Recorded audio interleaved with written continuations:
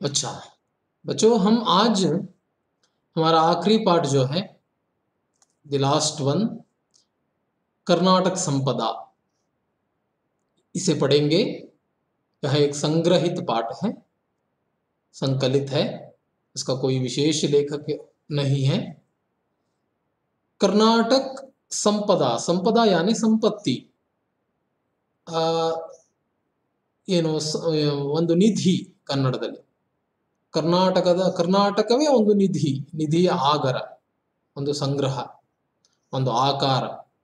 ಕರ್ನಾಟಕ ಅಂತಂದ್ರೆ ಒಂದು ನಮಗೆ ಅದಕ್ಕೆ ಹೇಳ್ತಾರೆ ಏನಂತ, ಜನನಿ ಜನ್ಮಭೂಮಿಶ್ಚ ಸ್ವರ್ಗಾದಪಿ ಗರೀಯಸಿ ಅಂತ. ಜನನಿ, ಜನನಿ यानी माता, जन्मभूमि, जन्म, यह जो भूमि देती है हमें, जिस भूमि में हमारा जन्म हुआ है, जो हमें जन्म दिया है, माँ और मातृभूमि, ये दोनों, जननी जन्मभूमिश्च, च यानी बीच में मत्तु, क्या है वो दोनों, स्वर्गादपि गरीयसी, स्वर्ग से भी गरीयसी, अधिक है। स्वर्ग यानी सभी जो अपने मन के कामना जो है उसे पूर्ण करने वाला ಸ್ವರ್ಗ है. ನಮ್ಮ ಮನಸ್ಸಿನ ಎಲ್ಲ ಆಸೆಗಳನ್ನ ಈಡೇರಿಸುವಂತಹ ಜಾಗ ಅಂದ್ರೆ ಸ್ವರ್ಗ ಅಂತ ಕಲ್ಪನೆ ನಮಗೆ. ಆ ಮನಸ್ಸಿನ ಪ್ರತಿಯೊಂದು ಆಕಾಂಕ್ಷೆಯನ್ನು ಈಡೇರಿಸುವ ಜಾಗಕ್ಕಿಂತಲೂ ನನಗೆ ನನ್ನ ತಾಯಿ ಮತ್ತು ಜನ್ಮಭೂಮಿ ಮುಖ್ಯ. ನಾವು ಬಾಲ್ಯದಿಂದಲೂ ಈ ಸ್ಲೋಗನ್ ಅನ್ನ ಕೇಳ್ಕೊಂಡು ಬಂದಿದ್ದೇವೆ ಇಲ್ವಾ? ಆದ್ರೆ ನಾವು ಈ ಸ್ಲೋಗನ್ ಅನ್ನು ಹಾಫ್ ಪೋರ್ಷನ್ ಕೇಳಿದ್ದೇವೆ. ಇನ್ನ ಹಾಫ್ ಪೋರ್ಷನ್ ಯಾರಾದ್ರೂ ಕೇಳಿದೀರಾ? ಇದು ಒಂದು ಶ್ಲೋಕದ ಅರ್ಧ ಭಾಗ. ಈಗ ನೀವು ನಾನು ಹೇಳಿದ್ದು ಜನನಿ ಜನ್ಮಭೂಮಿಶ್ಚ ಸ್ವರ್ಗಾದಪಿ ಗರೀಯಸಿ ಅಂತ. ಮತ್ತೆ ಯಾರಾದ್ರೂ ಕೇಳಿದೀರಾ ಇದ್ರ ಮೊದಲನೇ ಪಾದ ಏನು ಅಂತ? ಅರ್ಧ ಲೈನ್ ಕೇಳಿದಾರೆ. ಪನ್ನಗ ಕೇಳಿದಾನೆ, ಒಬ್ಬನು ಕೇಳಿದಾನೆ. ಮತ್ತೆ ಯಾರಾದ್ರೂ?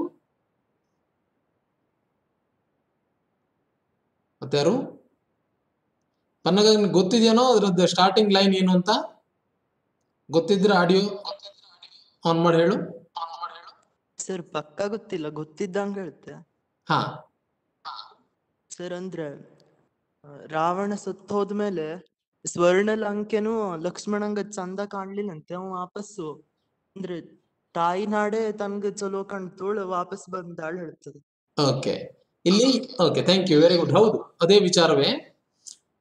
ಏನಾಗುತ್ತೆ, ಅಲ್ಲ, ಸೀತಾ ಮಾತೆಯನ್ನು ಹುಡ್ಕೊಂಡು ರಾಮ ಲಂಕೆಗೆ ಹೋಗ್ತಾನೆ. ಲಂಕೆ ಅನ್ನುವಂಥದ್ದು ಸ್ವರ್ಣ ನಗರಿ, ಮಯ ನಿರ್ಮಿತ ಸ್ವರ್ಣ ನಗರಿ. ಅದು ಬಂಗಾರದ್ದೇ ಲೋಕ ಅಲ್ಲಿ ಸಂಪೂರ್ಣವಾಗಿ. ಬಂಗಾರಕ್ಕೆ ನಾವು ಅಷ್ಟು ಶ್ರೇಷ್ಠವಾದ ಸ್ಥಾನವನ್ನು ಕೊಟ್ಟಿದ್ದೇವೆ ಇಲ್ವಾ? ಏನ್ ಹೇಳ್ತಾನೆ? ಅಪಿ ಸ್ವರ್ಣಮಯಿ ಲಂಕಾ ನಮೇ ರೋಚತೆ ಲಕ್ಷ್ಮಣ. ಇದು ಈ ಜನನಿ ಜನ್ಮಭೂಮಿಶ್ಚ ಸ್ವರ್ಗಾದಪಿ ಗರೀಯಸಿ ಅನ್ನೋ ವಾಕ್ಯಕ್ಕಿಂತಲೂ ಮೊದಲನ ವಾಕ್ಯ ಇದು. ಅಪಿ ಸ್ವರ್ಣಮಯಿ ಲಂಕಾ ನಮೇ ರೋಚತೆ ಲಕ್ಷ್ಮಣ. ಲಕ್ಷ್ಮಣ, ಹೇ ಲಕ್ಷ್ಮಣ, ರಾಮ ಹೇಳ್ತಾನೆ, ರಾಮ್ ಬೋಲ್ತಾ है, क्या बोलता है? हे लक्ष्मण, अपि स्वर्णमयी लंका, यह जो लंका स्वर्णमयी है, फिर भी न मे रोचते, न मे रोचते, मे ನನಗೆ ಅದು ರುಚಿಸುತ್ತಿಲ್ಲ. ನನಗೆ ನನ್ನ ಜನನಿ, ನನ್ನ ಜನ್ಮಭೂಮಿಯೇ ನನ್ನನ್ನ ಕರೀತಾ ಇದೆ, ನನಗೆ ಅದೇ ಇಷ್ಟ. ಅದಕ್ಕೆ ಹೇಳ್ತಾ ಇರೋದು. ಇದು 2-3 ತರದಲ್ಲಿ ಅವನು ಪನ್ನಗ ಹೇಳ್ದ, ಅದನ್ನ ಲಕ್ಷ್ಮಣ ಹೇಳ್ತಾನೆ ಅಂತ. ಆದ್ರೆ ಇದರಲ್ಲಿ 2 ತರದಲ್ಲಿ ವಾದವೂ ಇದೆ. ರಾಮನೂ ಹೇಳ್ತಾನೆ ಅದನ್ನ. ಯಾಕೆಂದ್ರೆ ಅಪಿ ಸ್ವರ್ಣಮಯಿ ಲಂಕಾ ನಮೇ ರೋಚತೆ ಲಕ್ಷ್ಮಣ, ಹೇ ಲಕ್ಷ್ಮಣ, ಲಕ್ಷ್ಮಣನನ್ನ ಸಂಬೋಧಿಸಿ ಹೇಳ್ತಾ ಇದ್ದಾನೆ ರಾಮ.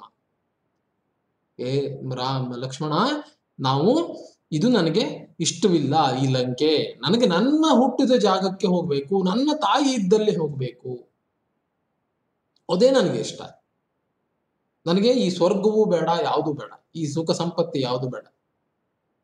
ನನ್ನ ತಾಯಿಯೇ ನನಗೆ ನೆಮ್ಮದಿಯನ್ನು ನೀಡ್ತಾಳೆ, ನಾನು ಹುಟ್ಟಿದ ಜಾಗವೇ ನನಗೆ ಶ್ರೇಷ್ಠ, ನನಗದೇ ಬೇಕು ಅಂತ. ಹಾಗಾಗಿ ಈ 2 ಲೈನ್ ಅನ್ನು ಆದಷ್ಟು ನೆನ್ಪಿಟ್ಕೊಳ್ಳಿ. ಅದು ಯಾಕೆ ಬಂದಿದ್ದು ಆ ವಾಕ್ಯ ಅಂತ. ಎಲ್ಲರೂ ಅರ್ಧ ಪೋರ್ಷನ್ ಕೇಳಿದ್ದೀವಿ ನಾವು ಕನ್ನಡದಲ್ಲೂ. ಅದನ್ನ ಜನನಿ ಜನ್ಮಭೂಮಿ, ಜನನಿಯೋ ಜನ್ಮಭೂಮಿ, ಜನನಿ ಮತ್ತು ಜನ್ಮಭೂಮಿ ಸ್ವರ್ಗಕ್ಕಿಂತ ಮಿಗಿಲು ಅಂತ ಗಾದೆಯನ್ನು ಮಾಡಿ ಅದನ್ನು ನಾವು ಕೇಳ್ತೇವೆ. ಆದರೆ ಅದಕ್ಕೆ ಪೂರ್ವವಾಗಿ ಒಂದು ಪೀಠಿಕೆ ಇದೆ, ಪೀಠಿಕೆಗೆ ಸೇರಿಕೊಂಡು ಬರುತ್ತೆ.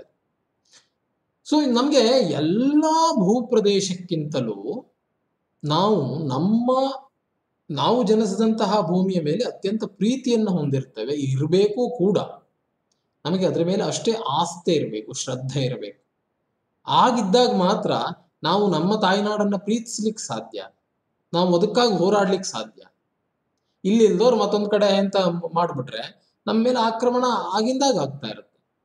ಯಾವಾಗ ನಮ್ಮ ನಾಡನ್ನ ರಕ್ಷಣೆ ಮಾಡ್ಕೊಳ್ಬೇಕು, ನಮ್ಮ ಎಲ್ಲ ರೀತಿಯಲ್ಲಿ ರಕ್ಷಣೆ, ಬರೀ ಶತ್ರುಗಳ ರಕ್ಷಣೆ ಅಂತಲ್ಲ, ನಮ್ಮ ಸಂಪತ್ತನ್ನು ಬೇರೆಯವ್ರು ಲೂಟಿ ಮಾಡ್ತಾ ಇದ್ರೆ ಅದನ್ನು ರಕ್ಷಣೆ ಮಾಡ್ಕೊಳ್ಬೇಕು, ನಮ್ಮ ಇಲ್ಲಿಯ ವಾತಾವರಣ ಹದಗೆಡ್ತಾ ಇದ್ರೆ ಅದನ್ನು ಸರಿ ಮಾಡ್ಕೊಳ್ಬೇಕು. ಎಲ್ಲ ರೀತಿಯಾಗಿಯೂ ನಾವು ನಮ್ಮ ಪ್ರದೇಶವನ್ನ ರಕ್ಷಣೆ ಮಾಡ್ಕೊಳ್ಬೇಕು. ಆ ರಕ್ಷಣೆ ಮಾಡ್ಕೊಳ್ಬೇಕು ಅನ್ನೋದು ಹುಟ್ಟೋದು ಯಾವಾಗ? ಇದು ನಮ್ಮದು ಅನ್ನುವಂತಹ ಒಂದು ಏನು ಪ್ರೀತಿ ಹುಟ್ಟಿದಾಗ ಈ ಜಾಗ ನಮ್ಮದು. ಇದಕ್ಕೆ ಅಹಂಕಾರ ಅಂತ ಹೇಳೋದಿಲ್ಲ.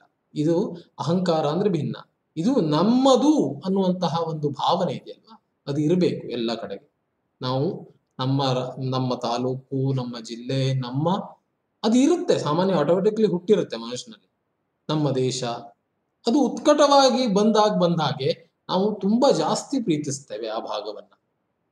ಹಾಗಾಗಿ ಕರ್ನಾಟಕವನ್ನ ನಾವು ಪ್ರೀತಿಸಲಿಕ್ಕೆ ಕಾರಣಗಳು, ಕರ್ನಾಟಕ ಹೇಗಿದೆ, ಕರ್ನಾಟಕದ ವ್ಯವಸ್ಥೆ ಹೇಗಿದೆ, ಏನೇನಿದೆ, ನಾವು ಸಾಮಾನ್ಯವಾಗಿ ನಮ್ಮ ತಿಳುವಳಿಕೆಗೆ ಇರುವಂತಹ ವಿಚಾರಗಳನ್ನೇ ಈ ಪಾಠವೂ ಹೇಳ್ತಾ ಹೋಗುತ್ತೆ. ಬಹಳ ವಿಶೇಷವಾಗಿ ಏನೋ ಇದರಲ್ಲಿ ಕಾಣಿಸೋದಿಲ್ಲ, ಆದ್ರೆ ಒಂದಷ್ಟು ಗೊತ್ತಿಲ್ಲದೆ ಇರ್ಬೋದು, ಒಂದಷ್ಟು ಗೊತ್ತಿರ್ಬೋದು, ಎರಡೂ ಸೇರ್ಕೊಂಡು ಈ ಪಾಠ ಹೇಳ್ಕೊಂಡು ಹೋಗುತ್ತೆ. ಸೊ ಕರ್ನಾಟಕ ಸಂಪದ ಅನ್ನುವಂತಹ ಪಾಠವನ್ನ ನಾವು ಇವತ್ತು ನೋಡೋಣ. ಓಕೆ,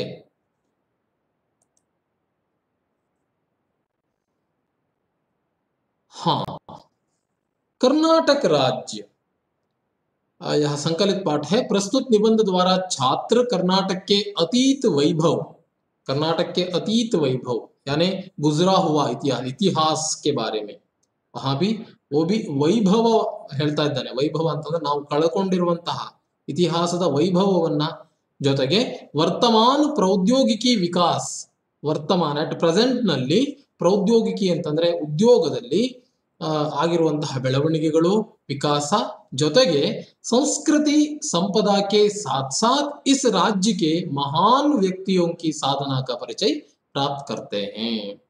ಒಂದು ವಿಶೇಷ ವ್ಯಕ್ತಿತ್ವಗಳು ಈ ದೇಶದಲ್ಲಿ, ನಮ್ಮ ರಾಜ್ಯದಲ್ಲಿ ಆಗಿ ಹೋದಂತಹ ವ್ಯಕ್ತಿತ್ವಗಳು, ಜೊತೆಗೆ ನಮ್ಮಲ್ಲಿರುವಂತಹ ಖನಿಜ ಸಂಪತ್ತಿನ ವಿಚಾರ ಇತ್ಯಾದಿಗಳು ಈ ಪಾಠ ಒಳಗೊಂಡಿದೆ. ಅದು ನಾವು ತಿಳ್ಕೊಳ್ಬೇಕು ಅನ್ನೋ ಉದ್ದೇಶದಿಂದ ಕೊಟ್ಟಿದ್ದಾನೆ ಪಾಠವನ್ನ. ಸೊ ಕರ್ನಾಟಕ ಹೇಗಿದೆ ಅನ್ನೋದನ್ನ ಮೊದಲನೇ ಪ್ಯಾರಾದಲ್ಲಿ ವರ್ಣಿಸ್ತಾನೆ. ಇದನ್ನ ಎಕ್ಕದಮ್ ತಲೆಯಲ್ಲಿ ಇಟ್ಕೊಳ್ಳಿ, ಯಾಕಂದ್ರೆ ಇದೊಂದು ಕ್ವಶನ್, ಇದು ಕ್ವಶನ್ ಆನ್ಸರ್ ಅಲ್ಲೂ ಬರುತ್ತೆ. ಸೊ ವೆರಿ ಇಂಪಾರ್ಟೆಂಟ್ ಕೂಡ ಹೌದು. ಅದನ್ನ ಹೇಗಿದೆಯೋ ಹಾಗೆ ಬರೀಬೇಕು, ನೀವು ಅದರಲ್ಲಿ ವ್ಯತ್ಯಾಸ ಮಾಡ್ಲಿಕ್ಕಿಲ್ಲ. कर्नाटक राज्य भारत देश का प्रगतिशील राज्य है, ये तो सभी को पता है. कर्नाटक राज्य जो है भारत देश का प्रगतिशील, ये यहाँ पर एक शील है, क्या है? प्रगतिशील यानी continuously, it's not a developed state, developing state. Okay, ನಾವು ಡೆವಲಪ್ ಆಗ್ತಾ ಇದ್ದೇವೆ ಭಾರತದಲ್ಲಿ. ಒಂದು ರಾಜ್ಯ ನಮ್ದು ಕರ್ನಾಟಕ, ಅದು ಪ್ರಗತಿಶೀಲವಾಗಿದೆ. राइट, यहाँ की आबादी, आबादी यानी जनसंख्या, यहाँ की आबादी, कर्नाटक की आबादी लगभग 6 करोड़ से ऊपर है. अभी 6 नहीं है, 7 से भी ऊपर है. हम 7 करोड़ से भी ऊपर हैं. जब जनगणना होगी तो हमें पता चल जाएगा. शायद इसी साल होने वाला था, वो अभी रुका हुआ है इस ಕೊರೋನಾ ಇತ್ಯಾದಿ के ಮಾಮಲೋ में. 17 ವರ್ಷಕ್ಕೆ ಸಾಮಾನ್ಯವಾಗಿ ಒಮ್ಮೆ ಜನಗಣತಿಯನ್ನ ಮಾಡ್ತಾರೆ. ಆಗ ಒಂದು ಬಾರಿ ಕ್ಯಾಲ್ಕುಲೇಷನ್ ಸಿಗುತ್ತೆ, ನಮ್ಮ ದೇಶದಲ್ಲಿ ಎಷ್ಟು ಜನರಿದ್ದಾರೆ, ಯಾವ್ಯಾವ ರಾಜ್ಯದಲ್ಲಿ ಎಷ್ಟು ಜನರಿದ್ದಾರೆ ಅಂತ. ಸೊ 2017 ಆಗಿತ್ತು, ಈಗ 20 ಆಗ್ಬೇಕಿತ್ತು, ಅದು ಆಗಿಲ್ಲ, ಆಗತ್ತೆ ಮುಂದೆ. ನಾವು ಸಾಮಾನ್ಯವಾಗಿ ಲಗ್ಭಗ್ ಅಂತ ಕೊಟ್ಟಿದ್ದಾನೆ, ಹಾಗಾಗಿ ಸಾಮಾನ್ಯ ಅನ್ನೋ ಶಬ್ದ ಲಗ್ಭಗ್ ಅನ್ನೋ ಅಂತಂದ್ರೆ 6 ಕರೋಡ್ ಸೆ ಊಪರ್ ಹೇ, ಎಷ್ಟು 6 ಕೋಟಿಗಿಂತಲೂ ಅಧಿಕ ಜನಸಂಖ್ಯೆಯನ್ನ ಹೊಂದಿರುವಂತಹ ರಾಜ್ಯ ಕರ್ನಾಟಕ. प्रकृति माने, यहां से लेकर आप लोगों को ठीक से याद रखना होगा, प्रकृति माने कर्नाटक राज्य को अपने हाथों से संवार कर सुंदर और समृद्ध बनाया है। कर्नाटक राज्य को किसने? प्रकृति माता ने. ಪ್ರಕೃತಿ ಮಾತೆಯು ಕರ್ನಾಟಕ ರಾಜ್ಯವನ್ನ ಅಪನೆ ಹಾಥೋ ಸೆ ತನ್ನ ಕೈಗಳಿಂದ ಸಂವಾರ್ಕರ್ ಯಾನೆ ರೂಪಿತ್ ಕರ್ಕೆ, ರಚಿಸಿ ಅನ್ನೋ ಅರ್ಥದಲ್ಲಿ ಒಂದು ತಿಕ್ಕಿ ತೀಡಿ ಅಂತ ಹೇಳ್ತೇವೆ. ಸಾಮಾನ್ಯವಾಗಿ ಚಿಕ್ಕ ಮಕ್ಕಳನ್ನ ನೀವು ಗಮನಿಸ್ ನೋಡಿ, ಮಕ್ಕಳಿಗೆ ಸಣ್ಣ ಹಿಳ್ಳೆ ಇರುವಾಗ, ಶಿಶು ಇರುವಾಗ ಸ್ವಲ್ಪ ವಯಸ್ಸಾದಂತಹ ಅಜ್ಜಿ ಅಥವಾ ವಯಸ್ಸಾದಂತಹ ಆ ಬಾಳಂತನ ಅಂತ ಮಾಡ್ಲಿಕ್ಕೆ ಬರುವಂತಹ ಹೆಂಗಸರು ಏನಿದ್ದಾರೆ, ಮಕ್ಕಳಿಗೆ ಸ್ನಾನ ಆದ ನಂತರ ಎಣ್ಣೆ ಹಚ್ಚೋ ಪ್ರಯತ್ನ ಮಾಡ್ತಾರೆ, ಎಣ್ಣೆ ಹಚ್ಚುತ್ತಾರೆ ಮುಖಕ್ಕೆ, ಕೈಗೆ, ಕಾಲಿಗೆ, ಎಲ್ಲದಕ್ಕೂ. ಗಮನಿಸಿದೀರಾ? ಆ ಮಗುವಿನ ಬೆಳವಣಿಗೆಯಲ್ಲಿ ಆ ಏನು ಎಲುಗಿನ ಬೆಳವಣಿಗೆ, ಆ ರೂಪ ಕೊಡೋದು, ಅದೊಂಥರ ಹಾಗೆ ಸುಮ್ಮನೆ ಬಿಟ್ಟರೆ ಸ್ವಲ್ಪ ವಿಕಾರ ಆಗಬಹುದು ಅನ್ನೋ ಉದ್ದೇಶ ಅವರದ್ದು.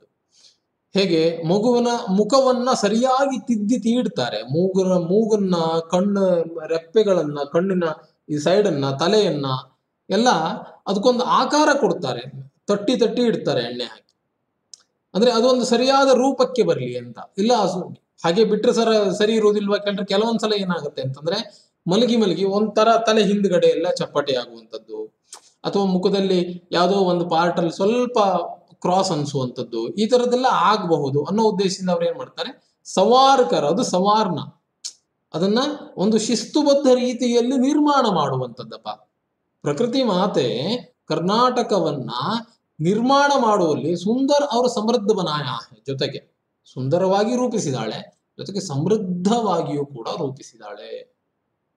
ಹೇಗಿದೆ ಕರ್ನಾಟಕ ಹಾಗಾದ್ರೆ? ಕರ್ನಾಟಕ ಕಿ ಪ್ರಾಕೃತಿಕ ಸುಷಮಾ ನಯನ ಮನೋಹರ ಹೇ. ಕರ್ನಾಟಕ ಕಿ ಪ್ರಾಕೃತಿಕ ಸುಷಮಾ ಯಾನೆ ಸೌಂದರ್ಯ. ಕರ್ನಾಟಕದ ಪ್ರಾಕೃತಿಕ ಸೌಂದರ್ಯ ಅನ್ನುವಂಥದ್ದೇನಿದೆ ಅದು ನಯನ ಮನೋಹರ. ನಯನ ಕಣ್ಣುಗಳಿಗೆ ಮನೋಹರ, ಖುಷಿಯನ್ನ, ಮುದವನ್ನ ನೀಡುವಂಥದ್ದು. ಕರ್ನಾಟಕ ಕಿ ಪ್ರಾಕೃತಿಕ ಸುಷಮಾ ನಯನ ಮನೋಹರ ಹೇ. ಇಲ್ಲಿ ನೆನಪಿಟ್ಕೊಳ್ಳಿ, पश्चिम में, वहां पर क्या बता रहा है? पश्चिम में, कर्नाटक के पश्चिम.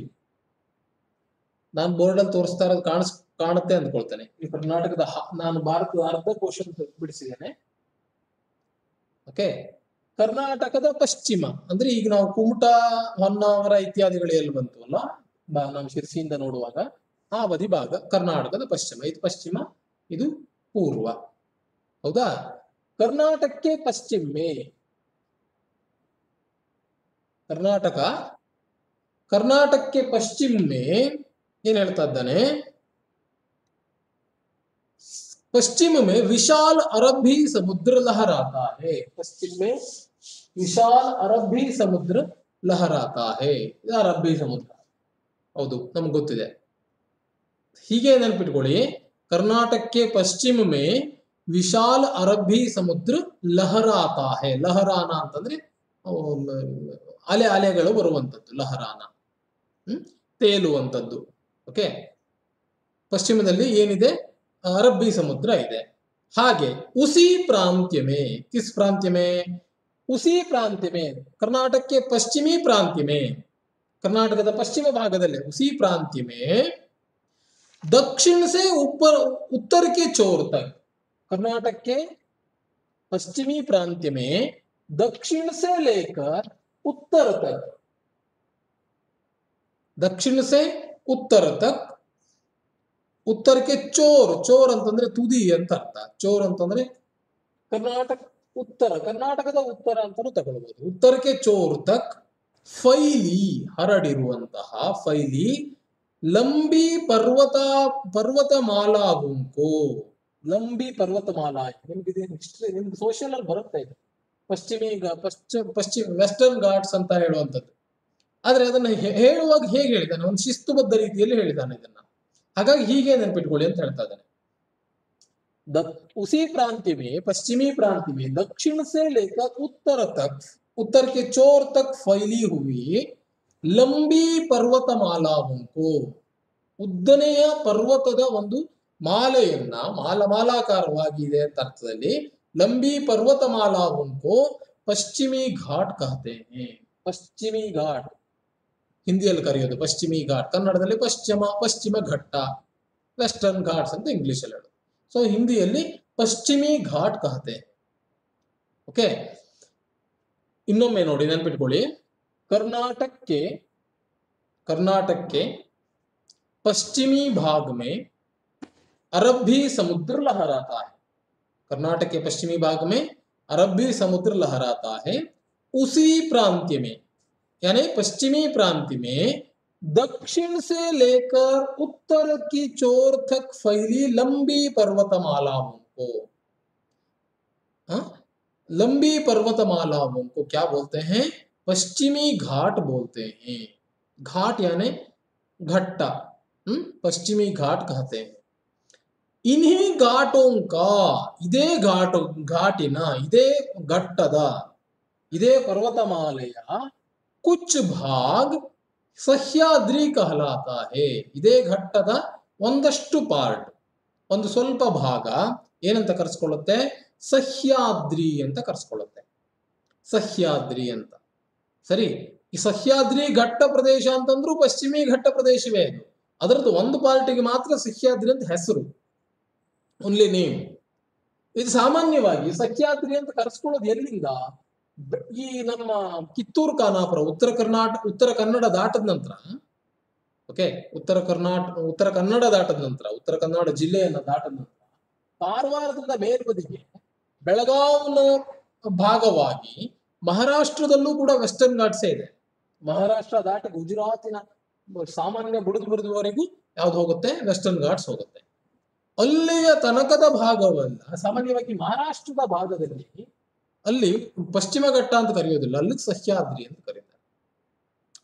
ಸೊ ಅದೇ ಒಂದೇ ಲೈನ್, ಅದು ಒಂದೇ ಪರ್ವತದ ಸೀರೀಸ್, ಅದು ಹೀಗೆ ಮುಂದುವರ್ಕೊಂಡು ಹೋಗಿದೆ. ಅದರ ಕಾರಣದಿಂದಲೇ ನಮಗೆ ಮಳೆ ಅತ್ಯಧಿಕವಾಗಿ ಬೀಳುತ್ತೆ. ಈ ಕಡೆಯಿಂದ ಬರುವಂತಹ ಮಾರುತಗಳನ್ನ ತಡೆದು ಅದೇನ್ ಮಾಡುತ್ತೆ? ಮಳೆ ಬೀಳಿಸುತ್ತೆ ಜಾಸ್ತಿ. ಅದೇ ಗುಡ್ಡ ಪ್ರದೇಶ. ಹಾಗಾಗಿ ಇಲ್ಲಿ ಹೇಳ್ತಾ ಇದ್ದಾನೆ, ಉಸಿ ಘಾಟ್ಗೆ ಕುಚ್ ಭಾಗ್ ಸಹ್ಯಾದ್ರಿ ಕಹಲಾತಾ ಹೇ. ತಲೆಯಲ್ಲಿ ಇಟ್ಕೊಳ್ಳಿ. ನಾನು ಹಾಗಾಗಿ ಮತ್ತೆ ಹೇಳ್ತಾ ಇದ್ದೇನೆ, ನೆನ್ಪಿಟ್ಕೊಳ್ಳಿ ಇದನ್ನ, ವೆರಿ ಇಂಪಾರ್ಟೆಂಟ್ ಇದೆ. ಏನ್ ಹೇಳ್ತಾ ಇದ್ದೇನೆ ಮುಂದೆ? ದಕ್ಷಿಣದಲ್ಲಿ, ಕರ್ನಾಟಕದ ದಕ್ಷಿಣದಲ್ಲಿ, ಈ ಕಡೆ ಮೈಸೂರು, ಕೊಡಗು ಈ ಕಡೆ ಮತ್ತು ಕೆಳಗಡೆ ಭಾಗ, दक्षिण में नीलगिरी की पर्वतावलियां शोभायमान है. ನೀಲಗಿರೀಸ್ ಅಂತ ಬರ್ತದೆ ಕರ್ನಾಟಕದ ದಕ್ಷಿಣ ಭಾಗದಲ್ಲಿ. ತಮಿಳುನಾಡು ಏನಿದೆ ಆ ತಮಿಳುನಾಡಿನ ಪ್ರಾಂತ್ಯದಲ್ಲಿ ಒಂದು ಸ್ವಲ್ಪ ಭಾಗ ಕೇರಳಕ್ಕೂ ಸಿಗುತ್ತೆ. ಕೇರಳ ತಮಿಳುನಾಡಿನಲ್ಲಿ ನೀಲಗಿರಿ ನೀಲಗಿರೀಸ್ ಅನ್ನುವಂತಹ ಪರ್ವತ ಬರುತ್ತೆ. ಸೊ ಇದನ್ನ ಸರಿಯಾಗಿ ನೆನ್ಪಿಟ್ಕೊಳ್ಬೇಕು. ಏನ್ ಹೇಳ್ತಾ ಇದ್ದಾನೆ? ಕರ್ನಾಟಕದ ನಿಮ್ಗೆ ಆ 3-4 ವಾಕ್ಯದ ಪ್ರಶ್ನೋತ್ತರದಲ್ಲಿ ಒಂದು ಪ್ರಶ್ನೆ ಇದು. ಏನಂತ? ಕರ್ನಾಟಕಕ್ಕೆ ಪ್ರಾಕೃತಿಕ ಸೌಂದರ್ಯ ಕಾ ವರ್ಣನ್ ಕೀಜಿಯೇ ಅಂತ ಪ್ರಶ್ನೆ ಕೇಳ್ತಾನೆ. ಪ್ರಾಕೃತಿಕ ಸೌಂದರ್ಯ ಕಾ. ಸೊ ಎಲ್ಲಿಂದ ಶುರು ಮಾಡಬೇಕು? कर्नाटक की प्राकृतिक सुषमा नयन मनोहर है. ओके, पश्चिम में विशाल अरबी समुद्र लहराता है. उसी प्रांत्य में दक्षिण से उत्तर तक फैली लंबी पर्वतमालाओं को पश्चिमी घाट कहते हैं. उसी के कुछ प्रांत्य सह्याद्री कहलाता है और दक्षिण में नीलगिरी पर्वतावलियां क्या है? शोभायमान है. पर्वत प्लस आवली, आवली पर्वतावली, पर्वत प्लस आवली दीर्घ संधि. पर्वತ ಆವಲಿ, ಆವಲಿ ಅಂತಂದ್ರೆ ಸಾಲು ಅಂತ ಅರ್ಥ. ದೀಪಾವಳಿ ಎನ್ನುವಂತಹ ಶಬ್ದನೂ ಹಾಗೆ, ದೀಪ ಪ್ಲಸ್ ಆವಲಿ, ದೀಪಾವಲಿ. ಅಂದ್ರೆ ಆವಲಿ ಅಂತಂದ್ರೆ ಸಾಲು, ದೀಪಗಳ ಸಾಲು ಅಂತ ಅರ್ಥ. ಇಲ್ಲಿ ಪರ್ವತಗಳ ಸಾಲು, ಪರ್ವತಾವಲಿ. ಸೊ ಸರಿಯಾಗಿ ನಿಮ್ಗೆ ತಲೆಗೆ ಹುಕ್ಕಿದೆ ಅಂತ ಭಾವಿಸ್ತೇನೆ. ತುಂಬಾ ಮುಖ್ಯವಾದಂತಹ ಪ್ರಶ್ನೆ ಉತ್ತರ ಇದೆ. ರೈಟ್, ಮುಂದೇನು ಹೇಳ್ತಾ ಇದ್ದಾನೆ? कर्नाटक में कन्नड़ भाषा बोली जाती है, हम सब जानते ही हैं, और उसकी राजधानी बेंगलुरु है, वो भी हम जानते हैं. यहाँ देश विदेश के लोग आकर बस गए हैं. हाँ, ಇದು ಒಂದು ಮುಖ್ಯ ವಿಚಾರ. ಸಾಮಾನ್ಯವಾಗಿ ಕ್ಯಾಪಿಟಲ್ ಎಲ್ಲ ಆಗುತ್ತೋ ಎಲ್ಲ ಕ್ಯಾಪಿಟಲ್ಗಳಲ್ಲೂ ಕೂಡ ಹಾಗೆ. ಭಾರತ ಒಂದು ಪ್ರಜಾಸತ್ತಾತ್ಮಕ ರಾಜ್ಯ. ನಾವು ಭಾರತದಲ್ಲಿ ಎಲ್ಲಿ ಬೇಕಾದ್ರೂ ಜಮೀನನ್ನ ಖರೀದಿ ಮಾಡಬಹುದು, ಎಲ್ಲಿ ಬೇಕಾದ್ರೂ ವಸತಿ ಮಾಡ್ಕೊಳ್ಬಹುದು. ಅದು ನಮ್ಮ ಸ್ವಾತಂತ್ರ್ಯ. ನಮ್ಮ ದೇಶದಲ್ಲಿ ನಾವು ಎಲ್ಲಿ ಬೇಕಾದ್ರೂ ಉಳಿಬಹುದು. ಅದು ಎಷ್ಟು ದಿವಸ ಕಾಶ್ಮೀರ ಭಾಗದಲ್ಲಿ ಇರಲಿಲ್ಲ, ಈಗ ಅಲ್ಲೂ ಕೊಟ್ಟಿದ್ದಾರೆ ಓಪನ್ ಆಗಿ. ಅಲ್ಲಿ 370 ತೆಗೆದ ನಂತರ ಕಾಶ್ಮೀರದಲ್ಲೂ ನೀವು ಹೋಗಿ ಜಮೀನನ್ನ ಖರೀದಿ ಮಾಡಬಹುದು. ಓಕೆ, ಯಾವಾಗ ಈ ಕ್ಯಾಪಿಟಲ್ ಅನ್ನೋದು ನಿರ್ಮಾಣವಾಗುತ್ತೋ, ರಾಜಧಾನಿ ಅನ್ನೋದು ರೆಡಿ ಆಗುತ್ತೋ, ಆ ರಾಜಧಾನಿಯ ಸುತ್ತಮುತ್ತಲೂ ಯಾವಾಗ್ಲೂ ಔದ್ಯೋಗಿಕ ಕ್ಷೇತ್ರ ದೊಡ್ಡದಾಗ್ತಾ ಹೋಗುತ್ತೆ. ಆ ದೊಡ್ಡದಾದಂಗೆ ಅಲ್ಲಿ ಕೆಲಸಕ್ಕೆ ಜನರ ಅವಶ್ಯಕತೆ ಇರುತ್ತೆ. ಕೆಲಸ ಬೇಕು ಅಂತ ಆದಾಗ ಮನುಷ್ಯ ಎಲ್ಲಿಂದ ಎಲ್ಲಿಗೆ ಬೇಕಾದ್ರೂ ಅಲಿತಾನೆ, ಪರ್ಯಟನೆ ಮಾಡ್ತಾನೆ. ಮುಂಚೆ ಎಲ್ಲ ನೋಡಿ, ಒಂದು ಭೂಮಿಯಿಂದ ಬೆಳೆ ತೆಗೆದು ಅಲ್ಲಿಂದ ಅಲೆಮಾರು ಜನಾಂಗ ಇರ್ತಿತ್ತು, ಮತ್ತೊಂದು ಕಡೆ ಹೋಗಿ ಜಮೀನ್ ಮಾಡ್ತಾ ಇದ್ರು. ಆ ತರದಲ್ಲಿ ಅದೇ ನಂತರ ಕಂಟಿನ್ಯೂಸ್ ಆಗಿ ಬಂದು ಕೆಲಸ ಹುಡ್ಕೊಂಡು ಎಲ್ಲೆಲ್ಲೆಲ್ಲೆಲ್ಲೆಲ್ಲೋ ಹೋಗ್ತಾರೆ. ಸೊ ಭಾರತದ ಪ್ರತಿ ರಾಜ್ಯದ ಜನರು ಕೂಡ ಈಗ ಬೆಂಗಳೂರಿನಲ್ಲಿದ್ದಾರೆ. ಯಾಕೆ ಕೇಳಿದ್ರೆ ಉದ್ಯೋಗವನ್ನು ಅರಸ್ಕೊಂಡು ಬಂದಿರ್ತಾರೆ. ಬೆಂಗಳೂರು ಅನ್ನುವಂಥದ್ದು ಭಾರತದ ಎಲ್ಲಾ ಭಾಗದ ಜನರು ಇರುವಂತಹ ಜಾಗ. ಬೇರೆ ಬೇರೆ ಕ್ಯಾಪಿಟಲ್ ಕೂಡ ಬೇರೆ ಬೇರೆ ಎಲ್ಲ ರಾಜ್ಯದ ಜನರು ಇದ್ದಾರೆ, ಇಲ್ಲ ಅಂತಲ್ಲ. ಆದ್ರೆ ಔದ್ಯೋಗಿಕ ಕ್ಷೇತ್ರ ದೊಡ್ಡದಾದಂಗೆ ಬೇರೆ ರಾಜ್ಯದ ಜನರು ಬರೋದು ಸಹಜವಾಗಿ. ಹಾಗಾಗಿ ಎಲ್ಲ ವಿದೇಶ, ಬರೀ ದೇಶ ಅಂತ ಹೇಳಿಲ್ಲ, ವಿದೇಶವನ್ನು ಹೇಳ್ತಾ ಇದ್ದಾನೆ. ಬೇರೆ ಬೇರೆ ದೇಶದ ಜನರು ಕೂಡ ಬೆಂಗಳೂರಿನಲ್ಲಿ ವಾಸವಾಗಿದ್ದಾರೆ. ಅದಕ್ಕೆ ಕಾರಣ IT ಸೆಕ್ಟರ್ ಭಾರತದಲ್ಲಿ ಅತ್ಯಂತ ಮುಂಚೂಣಿಯಲ್ಲಿರುವಂಥದ್ದು. ಸರಿ, ಬೆಂಗಳೂರು ಶಿಕ್ಷಾ ಕಾ ಹಿ ನಹಿ ಬಲ್ಕಿ ಬಡೆ ಬಡೆ ಉದ್ಯೋಗ ದಂಧೋಂ ಕಾ ಭಿ ಕೇಂದ್ರ ಹೈ. ಶಿಕ್ಷಣ ಕ್ಷೇತ್ರಕ್ಕೆ ದಕ್ಷಿಣ ಭಾರತ ಅತ್ಯಂತ ಪ್ರಸಿದ್ಧ. ದಕ್ಷಿಣ ಭಾರತದಲ್ಲಿ ಶೈಕ್ಷಣಿಕ ಮಟ್ಟ ತುಂಬಾ ಚೆನ್ನಾಗಿದೆ ಅಂತ ಸಾಮಾನ್ಯ ಉತ್ತರ ಭಾರತದವರು ದಕ್ಷಿಣ ಭಾರತವನ್ನ ಶಿಕ್ಷಣಕ್ಕಾಗಿ ಹುಡ್ಕೊಂಡು ಬರ್ತಾರೆ. ಎಲ್ಲ ಕಡೆ ಬೆಂಗಳೂರು ಅಂತೂ ತುಂಬಾ ನಾರ್ತ್ ಅವರು ಜನರು ಇರ್ತಾರೆ ಕಾಲೇಜ್ಗಳಲ್ಲಿ. ಬರೀ ಶಿಕ್ಷಣಕ್ಕೆ ಮಾತ್ರ ಅಲ್ಲ, ಜೊತೆಗೆ ಬಲ್ಕಿ ಬಡೇ ಬಡೇ ಉದ್ಯೋಗದಂದೋಂ ಕಾ ಭಿ ಕೇಂದ್ರ. ದೊಡ್ಡ ದೊಡ್ಡ ಉದ್ಯೋಗ ವ್ಯಾಪಾರ ಇರುವಂತಹ ದಂಧೆಗಳಿಗೂ ಕೂಡ ಬೆಂಗಳೂರು ಕೇಂದ್ರ. ಯಹಾ ಪ್ರಸಿದ್ಧ ಭಾರತೀಯ ವಿಜ್ಞಾನ ಸಂಸ್ಥಾನ್. ಇಲ್ಲಿ ಪ್ರಸಿದ್ಧವಾದಂತಹ ಭಾರತೀಯ ವಿಜ್ಞಾನ ಸಂಸ್ಥಾನ ಅಂತಂದ್ರೆ ಭಾರತೀಯ ಸೈನ್ಸ್ ಒಂದು ಇದು ಏನು IISE ಅಂತ ಕರೀತಾರೆ. IISE ಅಂತ, ಇಂಡಿಯನ್ ಇನ್ಸ್ಟಿಟ್ಯೂಟ್ ಆಫ್ ಸೈನ್ಸ್ ಅಂತ.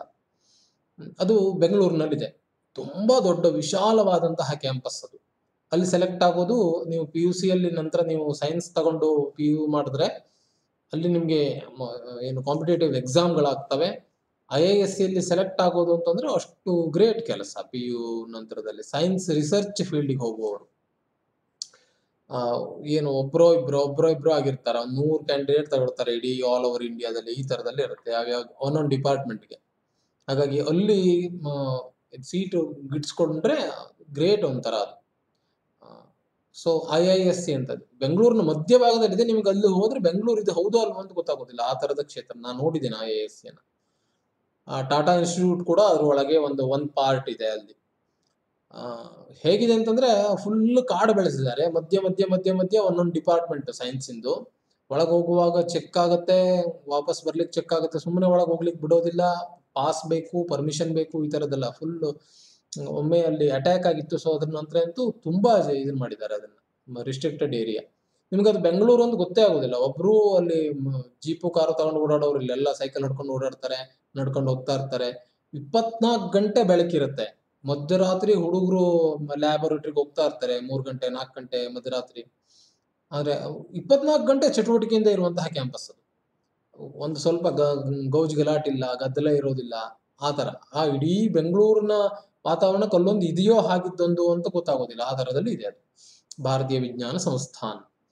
ಆಮೇಲೆ HAL ಅಲ್ಲಿದೆ. HAL ಅಂತಂದ್ರೆ ಹಿಂದೂಸ್ತಾನ್ ಏರೋನಾಟಿಕಲ್ ಲಿಮಿಟೆಡ್. HAL ಇದ್ರ ಫುಲ್ ಫಾರ್ಮ್ಗಳನ್ನ ನೆನ್ಪಿಟ್ಕೊಳ್ಳಿ, ಮರಿಬೇಡಿ. ಎಲ್ಲಾದ್ರೂ ಕೇಳ್ಬಹುದು ನಿಮ್ಗೆ ಅನುರೂಪತಾದಲ್ಲಿ. ಒಂದು ಫುಲ್ ಫಾರ್ಮ್ ಅನ್ನ ಫುಲ್ ಮಾಡಿ ಮತ್ತೊಂದಕ್ಕೆ ಇದೇನು ಅಂತ ಕೇಳ್ಬಹುದು. ಹಾಗಾಗಿ HAL ಹಿಂದೂಸ್ತಾನ್ ಏರೋನಾಟಿಕಲ್ ಲಿಮಿಟೆಡ್ ಆಯ್ತಾ. ಆಮೇಲೆ HMT ಇವಾಗ ಸಾಮಾನ್ಯವಾಗಿ ಬಂದ್ ಆಯ್ತು ಈ ಕಂಪ್ನಿ. ಅದು ಭಾರತದ ಸರ್ವಕಾರದ ಕೇಂದ್ರ ಸರ್ವಕಾರದ ಅಧಿಕಾರದಲ್ಲಿತ್ತು.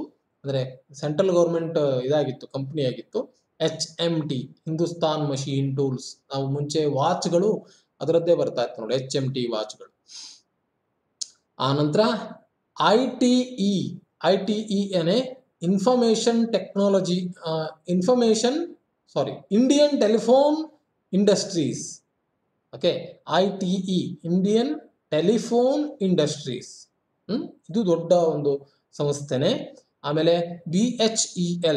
BHEL ಅಂತಂದ್ರೆ Bharat heavy electronics limited. BHEL, Bharat heavy electronics limited. And BEL ಅಂದ್ರೆ ಭಾರತ್ ಎಲೆಕ್ಟ್ರಾನಿಕ್ಸ್ ಲಿಮಿಟೆಡ್. ಇದು ಹೆವಿ, ಅದು ನಾರ್ಮಲ್ ಎಲೆಕ್ಟ್ರಾನಿಕ್ಸ್. ಎಲೆಕ್ಟ್ರಾನಿಕ್ಸ್ ಲಿಮಿಟೆಡ್, ಇದು ಎಲೆಕ್ಟ್ರಿಕಲ್ಸ್ ಲಿಮಿಟೆಡ್. BHEL ಅಂತಂದ್ರೆ Bharat heavy electricals limited. BEL ಅಂತಂದ್ರೆ ಭಾರತ್ ಎಲೆಕ್ಟ್ರಾನಿಕ್ಸ್ ಲಿಮಿಟೆಡ್. ಜೈಸೆ ಬೃಹತ್ ಸಂಸ್ಥಾಯೇ ಹೇ, ಇದರಂತಹ ದೊಡ್ಡ ದೊಡ್ಡ ಸಂಸ್ಥೆಗಳು ಬೆಂಗಳೂರಿನಲ್ಲಿ ಇದೆ. ಇಸೆ ಸಿಲಿಕಾನ್ ಸಿಟಿ ಭಿ ಕಹಾ ಜಾತಾ ಹೇ, ಇದನ್ನ ಸಿಲಿಕಾನ್ ಸಿಟಿ ಅಂತ ಕೂಡ ಕರೀತಾರೆ. ಸಿಲಿಕಾನ್ ಸಿಟಿ ಅನ್ನೋದು ಬಂದಿದ್ದು ಸಾಫ್ಟ್ವೇರ್ ಕ್ಷೇತ್ರದಿಂದ. ಅಮೆರಿಕದಲ್ಲಿ ಯಾವುದೋ ಒಂದು ಪ್ಲೇಸ್ ಆಯ್ತು, ವಾಷಿಂಗ್ಟನ್ ಅಲ್ಲ, ಅದು ಸಿಲಿಕಾನ್ ವ್ಯಾಲಿ ಅಂತ ಕರ್ಸ್ಕೊಳ್ಳುತ್ತೆ. ಯಾವುದು ಯಾರಿಗಾದ್ರು ನೆನಪಿದ್ಯಾ? ಸಿಲಿಕಾನ್ ವ್ಯಾಲಿ ಅಮೆರಿಕದಲ್ಲಿರುವಂತಹ ಪಟ್ಟಣ. ಯಾವ ಪಟ್ಟಣ ಅನ್ನೋದು ಯಾರಿಗಾದ್ರು ಜನರಲ್ ನಾಲೆಜ್?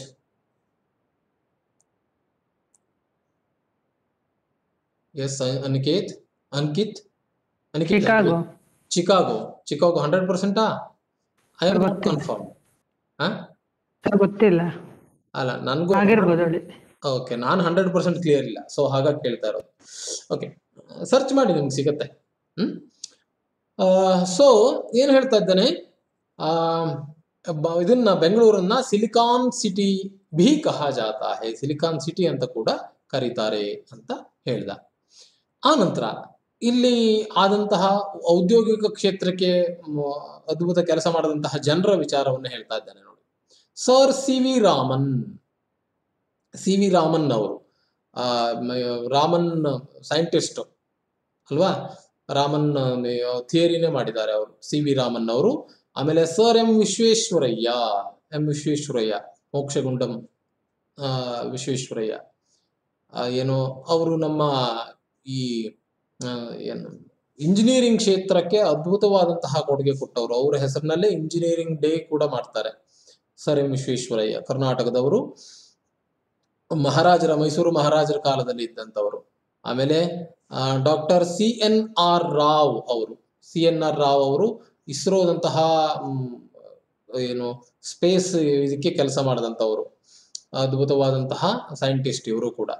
ಆಮೇಲೆ ಡಾಕ್ಟರ್ ಶಕುಂತಲಾ, ಇವ್ರ ಹೆಸರನ್ನು ಕೇಳಿದೀರಾ? ಶಕುಂತಲಾ ದೇವಿ ಅಂತ, ಒಂಥರ ನಡೆದಾಡುವ ಕಂಪ್ಯೂಟರ್ ಅಂತ ಕರೀತಾರೆ ಅವ್ರನ್ನ.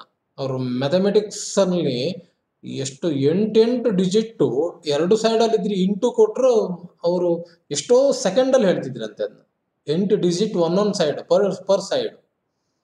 ಅಷ್ಟೊಂದು IQ ಹೈ ಇರುವಂತಹದ್ದು. Human calculator, correct, human calculator ಅಂತ ಕರ್ಸ್ಕೊಂಡವ್ರು ಅವರು, ಕ್ಯಾಲ್ಕುಲೇಟರ್ ಅಂತ ಕರೆಕ್ಟ್. ಅಷ್ಟು ಅದ್ಭುತವಾದಂತಹ ಗಣಿತ ಸಾಮರ್ಥ್ಯ, ಅದನ್ನು ಕ್ಯಾಲ್ಕುಲೇಷನ್ ಮಾಡೋದ್ರಲ್ಲಿ ತುಂಬಾ ಪ್ರಾವೀಣ್ಯತೆಯನ್ನ ಹೊಂದಿದಂಥವ್ರು ಶಕುಂತಲಾ ದೇವಿ. जैसे दिग्गजों ने, दिक प्लस गज दिग्गज, जैसे दिग्गजों ने वैज्ञानिक तथा प्रौद्योगिकी की क्षेत्र में ಇವರು ವೈಜ್ಞಾನಿಕ ಅಂತ ಹೇಳ್ಬಿಟ್ರು, ವಿಜ್ಞಾನದ ಕ್ಷೇತ್ರದಲ್ಲಿ, ಜೊತೆಗೆ ಪ್ರೌದ್ಯೋಗಿಕಿ ಕ್ಷೇತ್ರವೇ, ಪ್ರೌದ್ಯೋಗಿಕಿ ಅಂತಂದ್ರೆ ಒಂಥರ ಟೆಕ್ನಾಲಜಿ ಅಂತ ಅರ್ಥ. ಪ್ರೌದ್ಯೋಗಿಕಿ ಅಂದ್ರೆ ಟೆಕ್ನಾಲಜಿಯ ಕ್ಷೇತ್ರದಲ್ಲಿ ನಾರಾಯಣ ಮೂರ್ತಿನೇ, ನಾವು ಈಗೂ ಇನ್ಫೋಸಿಸ್ ಅಂತಂದ್ರೆ ನಾರಾಯಣ ಮೂರ್ತಿ ಅಂತ ನೆನಪು ಮಾಡ್ಕೊಳ್ತೇವೆ. ಈ ನಾರಾಯಣ ಮೂರ್ತಿ ಅವರು ಇನ್ಫೋಸಿಸ್ ನ ಸ್ಥಾಪಕರಲ್ಲಿ ಒಬ್ರು. ತುಂಬಾ 6-8 ಜನ ಸೇರ್ಕೊಂಡು ಮಾಡಿದ್ದಾರೆ ಅದನ್ನ. ಅದರಲ್ಲಿ ನಮ್ಮ ಶಿರ್ಸಿಯವರೇ ಆದಂತಹ ನಂದನ್ ನಿಲೇಕಣಿ ಅವರು ಕೂಡ ಇದ್ರು. ಅವ್ರು ಇವಾಗ ಇದ್ದಾರೆ, ಅದರ ಕಂಪನಿಯ ಜೊತೆಗಿದ್ದಾರೆ, ಶೇರ್ ಹೋಲ್ಡರ್. ಹೌದು, ಅದರ ಸಕ್ರಿಯವಾಗಿ ಬಹುತೇಕ ಕೆಲಸ ಮಾಡ್ತಾ ಇಲ್ಲ. ಅವ್ರು ಬಹಳಷ್ಟು ಬೇರೆ ಬೇರೆ ಕ್ಷೇತ್ರದಲ್ಲೂ ಇದ್ದಾರೆ. ನಾರಾಯಣ ಮೂರ್ತಿ ಯವರು ಎಷ್ಟು ಏನು ಬರೀ 10 ರೂಪಾಯಿ ಶೇರ್ ಅನ್ನು ಮುಂಚೆ ಪ್ರಾರಂಭ ಮಾಡುವಾಗ ಇನ್ಫೋಸಿಸ್ ಅನ್ನು ಪ್ರಾರಂಭ ಮಾಡುವಾಗ 10 ರೂಪಾಯಿ ಮುಖಬೆಲೆಯ ಒಂದು ಶೇರ್ ಅನ್ನ ಮಾರಬೇಕು ಅಂತಾದಾಗ ಅವರು ಅಷ್ಟು ಕಷ್ಟಪಟ್ಟಿದ್ದಾರಂತೆ. ಒಂದು ಶೇರ್ ತಗೊಳ್ಳಿ, 10 ರೂಪಾಯಿ ನನಗೆ ಕೊಡಿ, ಅದು ಲಾಭ ಬಂದಿದ್ದು ನಿಮಗೆ ಕೊಡ್ತೇನೆ. ಈಗ ಅದು ಎಷ್ಟು ಸ್ಪ್ಲಿಟ್ ಆಗಿ ಆಗ ಯಾರಾದ್ರೂ ಅವರು ಕೊಟ್ಟಂತಹ 10 ರೂಪಾಯಿ ಒಂದು ಶೇರ್ ಅನ್ನ ತಗೊಂಡಿದ್ರೆ, ಕೇವಲ ಒಂದು ನಾನು ಹೇಳ್ತಾ ಇದ್ದೆ, 10 ರೂಪಾಯಿ ಅವಾಗ ಯಾರಾದ್ರು ಇನ್ವೆಸ್ಟ್ ಮಾಡಿದಿದ್ರೆ ಅವರು ಕಂಪನಿ ನಿರ್ಮಾಣ ಮಾಡುವಾಗ, ಈಗ ಬಹುತೇಕ ಆ 10 ರೂಪಾಯಿ ಎನ್ನುವಂಥದ್ದು 1 ಲಕ್ಷ ರೂಪಾಯಿ ದಾಟಿರ್ಬೋದು. ಅಷ್ಟು ಬೆಲೆ ಬಂದಿದೆ ಅದಕ್ಕೆ, ಒಂದೇ ಶೇರಿಗೆ ನಾನು ಹೇಳ್ತಾ ಇರೋದು. ಅವಾಗಿಂದ ಈಗ ಸ್ಪ್ಲಿಟ್ ಆಗಿದೆ, ಬೇರೆ ಅದರ ಶೇರ್ ಇದೇ ಬೇರೆ, ಬಿಸ್ನೆಸ್ ಬೇರೆ ತರದಲ್ಲಿ ಇರುತ್ತೆ. ಆದ್ರೆ ಆಗ ಅವರು ದುಡ್ಡನ್ನು ಒಟ್ಟು ಮಾಡಬೇಕೆ ಅಷ್ಟು ಕಂಡುಕೊಂಡವ್ರ ಮನೆಗೆ ಹೋಗಿ ಮಾರಾಟ ಮಾಡಿದಾರಂತೆ ಶೇರನ್ನು. ಈಗೆಲ್ಲ IPO ಅಂತೆಲ್ಲ ಬಂದ್ಬಿಟ್ಟಿದೆ, ಅವರು ಸೀದಾ ಮುಂಬೈ ಶೇರ್ ಬಜಾರಲ್ಲಿ ಕುತ್ಕೊಂಡು ಶೇರ್ಗಳನ್ನ ವಿಕ್ರಿ ಮಾಡ್ಬಿಡ್ತಾರೆ. ಆದ್ರೆ ಅವಾಗ ಶುರು ಮಾಡುವಾಗ ಅಷ್ಟು ಕಷ್ಟಪಟ್ಟು ಮಾಡಿದ್ದು ಇವಾಗ ಒಂದು ಒನ್ ಆಫ್ ದಿ ಎಂಥದ್ದು ಗ್ರೇಟೆಸ್ಟ್ ಕಂಪನಿ ಅದು ಈಗ ಇನ್ಫೋಸಿಸ್ ಅನ್ನುವಂಥದ್ದು. ಎಲ್ಲ ದೇಶದಲ್ಲೂ ಅವರ ಶಾಖೆಯನ್ನು ಮಾಡ್ಕೊಳ್ತಾ ಇದ್ದಾರೆ. ಸೊ ಅವರು ನೇ ಅಪನಿ ಮಹತ್ತರ ಉಪಲಬ್ಧಿಯೋ ಸೇ, ತಮ್ಮ ಅತ್ಯಂತ ಮಹತ್ವಪೂರ್ಣವಾದಂತಹ ಉಪಲಬ್ಧಿಗಳು ಅಂತಂದ್ರೆ ಕೊಡುಗೆಗಳಿಂದ ಕರ್ನಾಟಕಕ್ಕೂ ವಿಶ್ವ ಪಟಲ್ ಪರ್ ಅಂಕಿತ್ ಕಿಯಾ ಹೇ, ಕರ್ನಾಟಕವನ್ನ ವಿಶ್ವದ ಭೂಪಟದಲ್ಲಿ ಕರ್ನಾಟಕ ಅಂತಂದ್ರೆ ಇಲ್ಲಿದೆ ಹೀಗೆ ತೋರಿಸುವ ಹಾಗೆ. ಇನ್ಫೋಸಿಸ್ ಈಗ ಫಾರಿನ್ ನಲ್ಲಿ ಇರುವವರಿಗೆ ಹೇಗೆ ಗೊತ್ತಾಗ್ಬೇಕು ಏನ್ ಇಂಪಾರ್ಟೆಂಟ್ ಇದೆ ಅಂತ, ಬೆಂಗಳೂರು ಅಂತ ತಕ್ಷಣ IT ಕ್ಷೇತ್ರ ಅಂತ ಬಂದ್ಬಿಡುತ್ತೆ ಫಾರಿನ್ ಇದ್ದವರು. ಅದು ಎಲ್ಲಿದೆ? ಭಾರತದಲ್ಲಿದೆ. ಭಾರತ ಎಲ್ಲಿದೆ? ಭಾರತದಲ್ಲಿ ಎಲ್ಲಿದೆ? ಕರ್ನಾಟಕದಲ್ಲಿದೆ, ಇಲ್ಲಿದೆ ಬೆಂಗಳೂರು. ಅಷ್ಟು ಬೇಗನೆ ನಾವು ಅದನ್ನ ರೆಕಗ್ನೈಸ್ ಮಾಡುವ ಅಷ್ಟು ಫೇಮಸ್ ಮಾಡಿಸಿದ್ದಾರೆ. ವಿಶ್ವ ಪಟಲ್ ಪರ್ अंकित किया है। सन 1913 में 1913 में क्या हुआ? सॉरी 2013 में ಡಾಕ್ಟರ್ CNR ರಾವ್ ಜಿ ಕೋ, ಇವರು ಇಸ್ರೋದಲ್ಲಿ ಕೆಲಸ ಮಾಡಿದಂಥವರು, CNR ರಾವ್ ಅವರು ಸರ್ವೋಚ್ಚ ಪುರಸ್ಕಾರ ಭಾರತ ರತ್ನ ಪ್ರಾಪ್ತ ಹುವಾ ಹೇ. ಇವರಿಗೆ ಭಾರತ ರತ್ನ ಅನ್ನುವಂತಹ ಭಾರತದ ಅತ್ಯಂತ ಶ್ರೇಷ್ಠ ಪುರಸ್ಕಾರ ಅಂತಾನೆ ಹೇಳ್ತಾರೆ ಅದನ್ನ ಕೊಡುಗೆಯಾಗಿ ನೀಡಲಾಗಿದೆ. ಇಸ್ರೋ ಕ್ಷೇತ್ರದಲ್ಲಿ ಸಾಮಾನ್ಯ PSLV ಅಂತ ನಾವು ಕೇಳಿರ್ಬೇಕು, ರಾಕೆಟ್ಗಳನ್ನ ಹಾರಿಸುವಾಗ ಭಾರತದ ಉಡ್ಡಯನ ವಾಹಕ ಅದು PSLV ಅಂತ. ಅದರ ನಿರ್ಮಾಣ ಕಾರ್ಯದಲ್ಲಿ ತುಂಬಾ ಮಹತ್ತರವಾದಂತಹ ಕೆಲಸ ಮಾಡಿದಾರಂತೆ CNR ರಾವ್ ಅವರು. ಅದೀಗೊಂದು ಏನು ಅದರೊಳಗೆ ಉಪಗ್ರಹವನ್ನ ಇಟ್ಟು ಹಾರಿಸಿ ಕಳಿಸ್ತಾರಲ್ವಾ, ಅದೊಂದು ವಾಹನ, ಆ ವಾಹನದ ರೆಡಿ ಮಾಡಿರುವಂತಹ ಕೆಲಸದಲ್ಲಿ ಇವರು ತುಂಬಾ ಕೆಲಸ ಮಾಡಿದ್ದಾರೆ. ಇಸ್ರೋವನ್ನ ಒಂದು ಮೇಜರ್ 5 ಮುಖ್ಯ ಏರೋ ಇದ್ರಗಳಲ್ಲಿ ಏನು ಬಾಹ್ಯಾಕಾಶ ಸಂಸ್ಥೆಗಳಲ್ಲಿ ಇಸ್ರೋವನ್ನ 5ರಲ್ಲಿ ಒಂದು ಪಾರ್ಟ್ ಆಗಿ ತಗೊಂಡೋಗಿ ಇಡ್ಲಿಕ್ಕೆ ತುಂಬಾ ಕೆಲಸ ಮಾಡಿದ್ದಾರೆ ಅವರು, ಮೇಜರ್ ಸಂಸ್ಥೆಗಳಾಗಿ ನಿರ್ಮಾಣ ಮಾಡುವಲ್ಲಿ. ಹಾಗಾಗಿ ಅವರಿಗೆ ಅದೇ ಕಾರಣದಿಂದ ಭಾರತ ರತ್ನ ಕೂಡ ಸಿಕ್ಕಿದೆ. ಯಹಾ ಸೋನಾ, ತಾಂಬಾ, ಲೋಹ आदि कई प्रकार की उपयोगी धातुएं मिलती हैं। यहाँ पर सोना, ಚಿನ್ನದ ಗಣಿ, ಕೋಲಾರ ಅಗೆದು ದೊಡ್ಡ ಹೊಡೆತ ಖಾಲಿಯಾಗಿದೆ. ಆದ್ರೂ ಈಗ ಮತ್ತೆ ಮೈನಿಂಗ್ ಸ್ಟಾರ್ಟ್ ಮಾಡಿದಾರಂತೆ. ಒಂದಷ್ಟು ದಿವಸ ನಿಲ್ಲಿಸ್ಬಿಟ್ಟಿದ್ರು ಮೈನಿಂಗ್ ಅಲ್ಲಿ. ಅಂದ್ರೆ ಅವರಿಗೆ ಬೇಕಾದ ಎಷ್ಟು 1 ಟನ್ ಅದಿರನ್ನ ತೆಗೆದ್ರೆ ಅದರಲ್ಲಿ ಸಿಗುವಂತಹ ಏನು ನಮ್ಮ ಬಂಗಾರದ ಪ್ರಮಾಣ ಎಷ್ಟಿದೆ ಅದ್ರ ಮೇಲೆ ಅವ್ರು ಕ್ಯಾಲ್ಕುಲೇಟ್ ಮಾಡ್ತಾರೆ, ಇಲ್ಲಿ ಮೈನಿಂಗ್ ಜಾಸ್ತಿ ಇದೆಯೋ ಇಲ್ವೋ ಅನ್ನೋದು. ಸೊ ಅದು ಸ್ವಲ್ಪ ಕಡಿಮೆ ಸಿಗ್ತಾ ಇತ್ತು, ಹಾಗಾಗಿ ಒಂದ್ಬಾರಿ ನಿಲ್ಲಿಸಿದ್ರು. ಈಗೇನೋ ಮತ್ತೆ ಪ್ರಾರಂಭ ಆಗಿದೆ ಅಂತ ಸುದ್ದಿ ಇದೆ. ನಮ್ಮ KGF ಬರ್ತಾ ಇದೆ, ಸೆಕೆಂಡ್ ಪಾರ್ಟ್ ಕೂಡ, ಅದಕ್ಕಾಗಿ ಕಾಯ್ತಾ ಇದ್ದಾರೆ ಬಹಳಷ್ಟು ಜನ ಕೂಡ ಅಲ್ವಾ. ಸೋನಾ, ತಾಂಬಾ ಯಾನೆ ಈ ಜೋ ತಾಮ್ರ, ಆಮೇಲೆ ಲೋಹ ಕಬ್ಬಿಣ, ಆದಿ ಕೈ ಪ್ರಕಾರ ಕಿ ಉಪಯೋಗಿ ಧಾತುಯೇ ಮಿಲ್ತಿ ಹೇ. ಉಪಯೋಗಿ ಧಾತುಗಳು ಖನಿಜಗಳು ಕರ್ನಾಟಕದಲ್ಲಿ ಸಿಗ್ತದೆ. ಭದ್ರಾವತಿ ಮೇ ಕಾಗಜ್, ಭದ್ರಾವತಿಯ ಕಾಗದ ಕಾರ್ಖಾನೆ ತುಂಬಾ ಪ್ರಸಿದ್ಧಿಯನ್ನ ಪಡ್ತಿರುವಂತದ್ದು. ದಾಂಡೇಲಿ ಕೂಡ ಹೌದು. ಭದ್ರಾವತಿ ಮೇ ಕಾಗಜ್, ಲೋಹೆ ಔರ್ ಇಸ್ಪಾತ್ ಕೆ ಬಡೆ ಕಾರ್ಖಾನೆ. ಲೋಹ, ಕಬ್ಬಿಣ ಮತ್ತು ಇಸ್ಪಾತ್ ಅಂತಂದ್ರೆ ಉಕ್ಕು ಮತ್ತು ಕಬ್ಬಿಣದ ದೊಡ್ಡ ಕಾರ್ಖಾನೆಗಳು ಭದ್ರಾವತಿಯಲ್ಲಿದೆ. ಹಾಗೆ ನಮ್ಮ ಬಳ್ಳಾರಿಯ ತೋರಣಗಲ್ ಸಮೀಪದಲ್ಲಿ ಒಂದು ನಮ್ಮ ಜಿಂದಾಲ್ ಅವರದ್ದು ಸ್ಟೀಲ್ ಫ್ಯಾಕ್ಟರಿ ಇದೆ, ತುಂಬಾ ದೊಡ್ಡ ಸ್ಟೀಲ್ ಫ್ಯಾಕ್ಟರಿ, ಕರ್ನಾಟಕದಲ್ಲಿ ಅತ್ಯಂತ ದೊಡ್ಡ ಬಿಸ್ನೆಸ್ ಅದು ಅವರದ್ದು. ಬಳ್ಳಾರಿ ಜಿಲ್ಲೆ ಹೊಸಪೇಟೆ ತಾಲೂಕು ತೋರಣಗಲ್ಲು ಅನ್ನುವಂಥ ಊರಿನಲ್ಲಿ. सो इस्पात लोहे और कागज का भद्रावती में कारखाने हैं. इसके अलावा ಇದನ್ನು ಹೊರತುಪಡಿಸಿ ಕರ್ನಾಟಕ में ಚೀನಿ, ಸಕ್ಕರೆ, ಸಿಮೆಂಟ್ ಕೂಡ ಹೌದು. ರೇಷಮ್ ಇದು ತುಂಬಾ ಪ್ರಸಿದ್ಧಿ. ನಮ್ಮ ಕರ್ನಾಟಕದ ರೇಷ್ಮೆ ಮುಂಚೆ ಒಂದು ಕಾಲದಲ್ಲಿ ಬಹಳ ಪ್ರಸಿದ್ಧಿಯಾದಂತಹ ರೇಷ್ಮೆ. ಈ ಚೈನೀಸ್ ಅವರು ರೇಷ್ಮೆಯನ್ನು ತುಂಬಾ ಒಪ್ತಾರೆ. ಆ ನಂತರ ಭಾರತದಿಂದ ರಫ್ತಾಗ್ತಾ ಇದ್ದಂತಹ ರೇಷ್ಮೆ ಗೂಡಿಗೆ ಬಹಳ ಪ್ರಾಧಾನ್ಯತೆ ಇತ್ತಂತೆ ಚೀನಾದಲ್ಲಿ. ಅಂದ್ರೆ ಅಷ್ಟು ಪರಿಶುದ್ಧವಾದಂತಹ ಹುಳುಗಳು ಮಾಡಿದಂತಹ ಗೂಡಿನಿಂದ ಆಗುವಂಥದ್ದು. ಹುಳುವಿನ ಗೂಡಿನಿಂದ ರೇಷ್ಮೆಯನ್ನು ರೆಡಿ ಮಾಡ್ತಾರೆ. ಆ ಗೂಡನ್ನ ಪ್ರೊಸೆಸ್ ಮಾಡ್ಕೊಳ್ತಾರೆ, ಅದರಿಂದ ದಾರ ತೆಗೆದು ರೇಷ್ಮೆ ರೆಡಿ ಆಗುತ್ತೆ. ಅದಕ್ಕೆ ತುಂಬಾ ಬೆಲೆ ಇತ್ತು ಕರ್ನಾಟಕದ ರೇಷ್ಮೆ. ಈಗ ತಮಿಳುನಾಡು ಭಾಗ ಎಲ್ಲ ಏನಿದೆ ಅದೆಲ್ಲ ಮೊದಲು ವಿಜಯನಗರ ಸಾಮ್ರಾಜ್ಯದಲ್ಲಿ ಅಡಕವಾಗಿದ್ದಾಗ, ವಿಜಯನಗರ ಸಾಮ್ರಾಜ್ಯದಲ್ಲಿ ತಮಿಳುನಾಡು, ಕೇರಳದ ಭಾಗ ಎಲ್ಲದು, ಈಗ ಕಾಂಜೀವರಂ ಸಿಲ್ಕ್ ಅಂತ ನಾವು ಹೇಳ್ತೇವಲ್ವಾ, ಅದು ಕೂಡ ಕರ್ನಾಟಕದ ಅಂತ ಒಂದು ದಕ್ಷಿಣ ಇವರದ ವಿಜಯನಗರ ಸಾಮ್ರಾಜ್ಯದ ಭಾಗವೇ ಆಗಿತ್ತು. ಅವಾಗ ಚೀನಾಕ್ಕೆ ಹೋಗ್ತಾ ಇತ್ತಂತೆ, ಎಕ್ಸ್ಪೋರ್ಟ್ ಆಗ್ತಾ ಇತ್ತಂತೆ. ಆಮೇಲೆ ರೇಷಮ್ ಕಾಗಜ್ ಕಾ ಉತ್ಪಾದನಕ್ಕೆ ಅನೇಕ